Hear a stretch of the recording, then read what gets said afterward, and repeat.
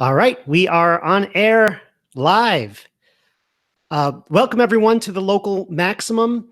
And for those of you who are listening live, this is live in Brooklyn today. It's Sunday. It's kind of a rainy day here in Brooklyn, as you could see out the window.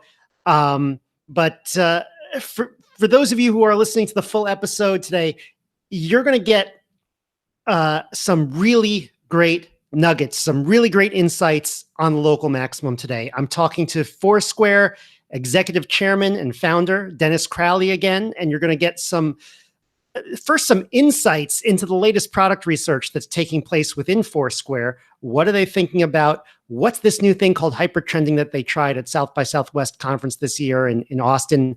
But also, if you listen to the end, you're going to get an inside look at what it was like for Dennis to transition away from CEO, some industry trends that he'd like to see reverse, and also, what he learned from doing some odd jobs at his dad's company as a teenager, which I really like getting into that last subject, which usually isn't brought up, maybe because some people don't like to talk about their younger selves, so they want to focus on where they are now. But to me, it's just really fascinating, and I hope it will be for you too.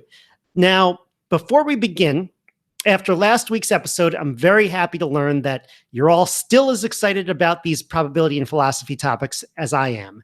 And if you haven't listened to episode 65 yet, it was an inspired conversation that we had last week, if I should say so myself, about how you can estimate the probability of an event that has never occurred. It's also pretty entertaining.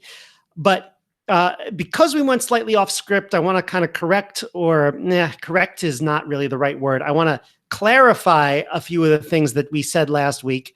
First thing is I brought up Andrew Gelman's discussion of what is the probability that your vote will change the outcome of an election.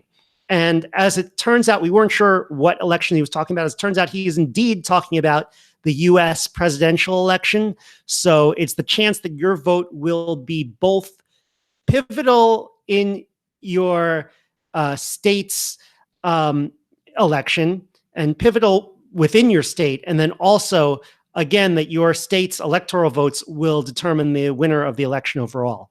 So I want to do a full episode or two about the Electoral College at some point as we approach the next presidential election. I think I have a while, but I just wanted to report that the findings in the paper is that your chance of individually affecting the election results are about 1 out of 10 million.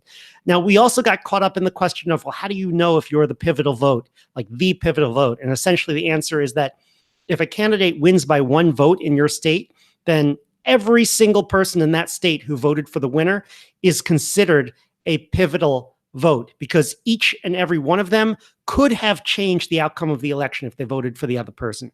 So if you voted for the loser, you are not a pivotal vote. All you could have done is increase the winner's margin. And in the real world, where the winner is by multiple votes, and in most situations, no one is considered pivotal. So it's either lots and lots of people are pivotal, a slight majority, or no one. So that's one way of looking at it, but there's also another metric that asks, okay, if we take all the voters and order them randomly, what's the chance that you're the one person who put the winner over the top, and you have that one person every single election? In that case, everyone kind of gets assigned a value that can be thought of as a measure of voting power, and that's called the Shapley value. But the Shapley value is a little bit different from what we're talking about here. The Shapley value is computed before the vote has taken place, so that's kind of a big difference. Another thing we mentioned last week is the idea of knowing whether you're a turkey or an email. Oh my God, I've got some really bad sirens outside today. Anyway, the difference between a turkey and an email. I said that the turkey knows that Thanksgiving is coming eventually, and it just doesn't know how. So the turkey wants to know when it's going to be killed, for Thanksgiving. It knows that Thanksgiving is coming eventually, and it just doesn't know how long a year is. So yeah, if a week goes by and you're still alive, maybe your estimate of how long that year is gets a little bit longer, but it still knows it's done for. Whereas in the email example, the longer you wait, the longer you think, hey, maybe I'll never get a response to this email. Although interestingly enough, there was one, it was on the James Altucher show where he said he would kind of go back to emails that he got 10 years ago and respond to it as if he received it last week, which I found kind of interesting. But usually you think if you don't get a response in a year, you're probably not getting a response. So I should point out that the original Turkey example is from Nassim Taleb. And in that example, and I'll post to this on the show notes page, the turkey actually thinks it's an email. So it's not, and again, the event is a little bit different. The event is your death, and the event is getting an email response back. So very different events. So the turkey is not trying to estimate the length of a year. It doesn't even know that there's a year. It doesn't even know there's a Thanksgiving. It thinks Thanksgiving is never coming. So I'll post these two examples on localmaxradio.com/66 today on the show notes page. That'll actually go out Monday night for those of you on YouTube.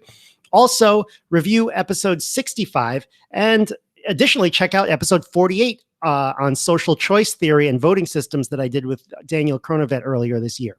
All right, now coming back to Foursquare. So when I joined Foursquare in 2011, one of the most exciting things about the app to me was a page called the trending page, where you can see where people in your city are actually checked into at any given moment. Now, checked in, that meant they actually had to go to Foursquare, go on the app, and like tell us where they are. And one cool thing about it was if that you pulled together a public event, other people could then find that public event, and then it goes into the trending list, and then people can see what's going on. And maybe more people, you can get more people going if it's something you could do spur of the moment. Now, one of the features that I built when I was at Foursquare was called off trending, where we calculated which places had more people than usual to find actual events and not just locate, train stations and airports, which were full of people every day. And I actually wrote up a paper and a poster, and I showed that at the Recommender Systems Conference in 2012. That was in Dublin, Ireland. And I went through a lot of the theoretical math, but I also would go out and test it all the time. So on the weekends, I would get up early, I'd check my phone, or I'd go on my laptop because the phone didn't have the latest thing I was trying to see what event that we calculated was the most interesting that day. And then I'd haul my butt over to that event and I'd check it out. And I found a bunch of cool street fairs and public shows that way when the algorithm was actually working well. So that was a lot of fun. And one day in 2013, I woke up and I saw the perfect off trending list in my feed. That was in June 9th, 2013. So I took a screenshot. There was, the governor's ball going on in Randall's Island. There was the barbecue festival in Madison Square Park, or Puerto Rican Day Parade. So come to think of it, those first two events, the Governor's Ball and Barbecue Festival, are actually coming up in a few weeks again in New York. So this is pretty timely. So I'll post that screenshot that I took in 2013 at localmaxradio.com/66 so you can see what that's all about. Now, what happened to this feature? Well, Foursquare was totally redesigned in 2013. And as some of you insiders know, it was actually split into the Swarm app for checking in and the Foursquare City Guide app for finding places. And the trending page that I used, unfortunately, was scoped out of both apps. So it didn't have a home for a while. There are several features that I actually lobbied to add a bunch of times, either add or re-add, and the back-end work was already done. Like the server-side code, I wrote that, but it just needed some iOS and Android development, which even if I learned how to do it, I couldn't just add that to the app unilaterally. So, but there have been a few developments on this feature nonetheless. First of all, there is the Swarming Now bot on Twitter, which I built as a hack project that tweets out events from all over the world. I kind of see it as it's the good news of the day as opposed to the bad news of the day, which is, the rest of Twitter. But I think it'd be cool to have a city-based one too, which would kind of get back to the trending things. I know what's going on in New York City or whatever, Twitter. I know a lot of people have asked for that. So I built that in the summer of 2017 based on check-in data. And also, Foursquare's data morphed from check-ins into understanding passive visits, which we'll talk about in the interview. So that could be a more interesting data set. I did a project to bring trending into that large data set with a group of NYU grad students in the spring of 2018 as kind of the Foursquare engineers made that data available. And now Dennis and the team pushed out a new demo in Austin a few weeks ago at the South by Southwest conference. So let's find out more about that from Dennis Crowley himself.